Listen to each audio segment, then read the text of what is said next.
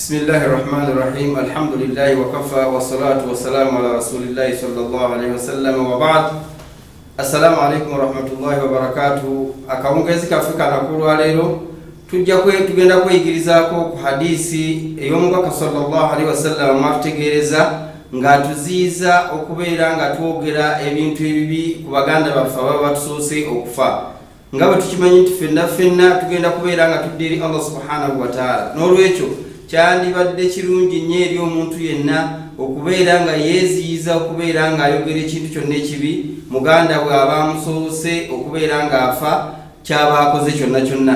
Hadisi eno ngejjibwa ku maama waffe Aisha radhiyallahu ta'ala anha qalat qala rasulullahi sallallahu alayhi wa sallama la tasubbu al-amwata fa innahum qad afdu ila ma amilu. Nabbi sallallahu alayhi wa sallama mu hadisi eyo yatulembezanga aziiza okubeera nga tuvuma abafu baffe. Wano mu kuvuma yayogera kuvuma naye nga kyategeeza ng'aziiza omuntu yenna akyali omulamu singa aba aviiriddwako omuntu yenna oba ne bamubikira omuntu yenna aleme kubeera ng'ayogera ekintu kyonna ekibi oli omuntu kyaba akoze kyonna kyonna. Lwaki?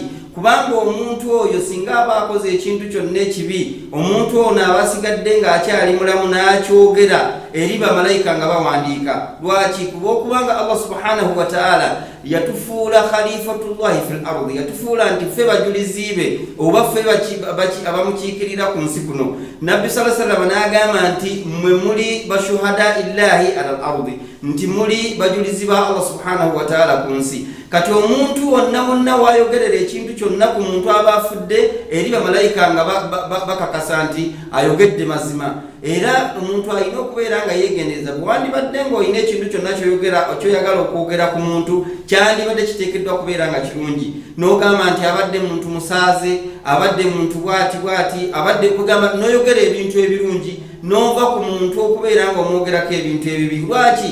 Kubanga kamaata diinu tudaanu, nga bw'oyogera naawe bwe singa onooba ofudde bw'onooba nga teweziizza lulimi lwo okubeera nga lwogera ku bantu ebintu ebibi naddala nga babadde bafudde, naawe ojja kufunayo abagenda okubeera nga balondayo ebibi byo babeere nga babikola ki? Nga babikwogerako. N'olwekyo buli omu abeere nga yeegendereza. Lwaki toyogera ku muntu kintu kye kyakoze? Kulwokubanga Nabbi sallallahu alaihi wasallam yamaliriza hadisi ng'agamba fa innahum kad afdu ila ma amilu, kulwokubanga abantu bano bamaze okubeera nga bagenda eri okusasula emirimu gyabwe gye baba bakola. Kati n'olwekyo buli lw'oyogera ekintu kyaba akoze oba omuleetera obuzibu oba omujulirako kuno ku nsi oba omujulira bamalayika oba obujulizi okubeera nga bakakasa nti ekisajja ekyo oba ekikazi ekyo kibadde kibi kuno ku nsi. N'olwekyo tubeere nga tukuuma ennimi zaffe naddala nga tubadde tuviiriddwako omuntu waffe, tubeere nga twogera birungi byereere, tubeere nga omuntu oyo tumusabira Allah subhanahu wa ta'ala edduwa gye tuba tukulembeza ey'okugamba nti Allah subhanahu wa ta'ala abeere nga amusonyiwa ebyo ebyamusobako.